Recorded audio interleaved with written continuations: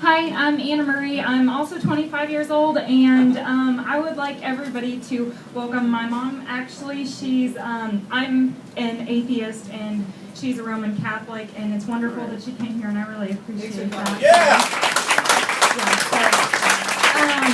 That's actually extremely important to me because, I'm sorry, I'm going to get emotional, but let's see, basically, like, my parents are wonderful, wonderful people, and they raised me Roman Catholic, and there's so many wonderful things about religion and the Roman Catholic Church. I mean, it brings people together, you get good community and good things that go on as far as, like, philanthropy and things like that.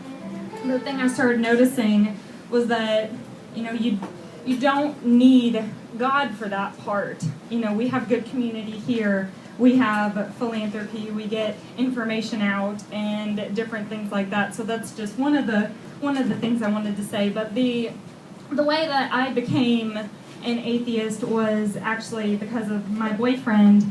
I had a lot of I wanted to be a nun when I was younger, and that didn't work out too well. But then I found out, well, actually, I wanted to be a priest first, and then I found out I was a girl, and I couldn't do that. So I was very upset about that, but then I decided, okay, that's fine, I can be a nun. But anyway, so I was going through everything and grew up in the Catholic Church and everything like that, and just absolutely loved every part of it, and I loved the tradition and everything like that. And then when I met my boyfriend, he started asking me questions, like, basically the number one question, what do you believe and why? And I was very good at the what do you believe? I was really good at that. I knew that stuff. But the why was what I was struggling with. I didn't know why I believed what I believed. And so I started a little bit more background about me. I have a reading disorder, and so basically, like, it's extremely difficult for me to read. But I'm also a doctoral student in psychology at Spalding, so, like, let's just say that, like, I have very good listening skills. So I listen very well. So it's very difficult for me to, when people are just like, well, why don't you go do your own research? I just kind of look at them. I'm like, well, you know, it would help if I could read.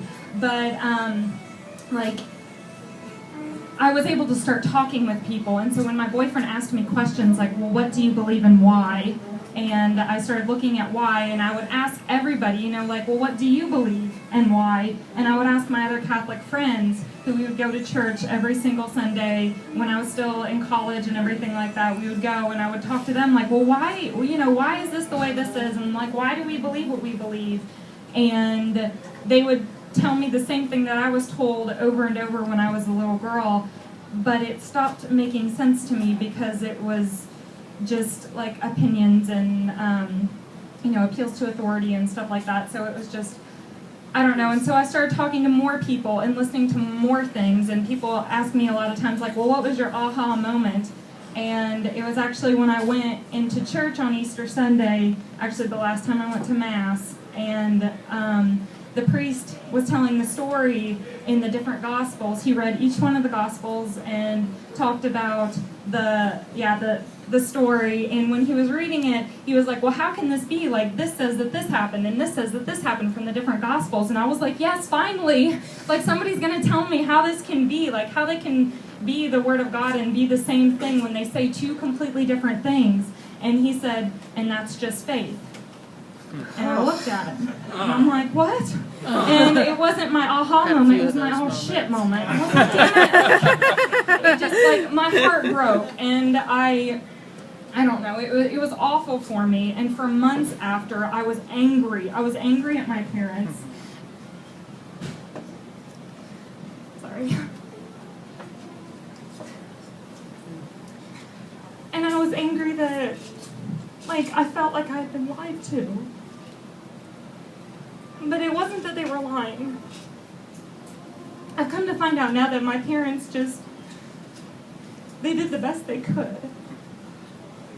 And I'm sorry, I didn't expect to do this. And my parents are obviously wonderful people. My mom came here to support me. And I got so many good things from religion. So many good things. I got good morals and good values.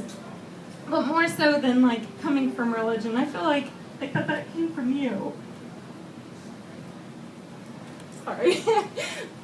think you're a good person. Where did I get it? Where did you get it? Well, probably from your parents. And your parents were good people. I love grandmother and granddad. They're good people. Like, we're all good people, and that's just how things develop. We come from a society where, I don't want to get killed. So I want to live in a society where we make laws against people killing other people. And, we all decide to come together and make these, in general, moral laws. And that's where it comes from. It's the way that people come together. And it's the way society works. It's just how it happens. We're social creatures, so we talk to other people. And that's the way it happens. And, I have all of those wonderful things that I missed from religion.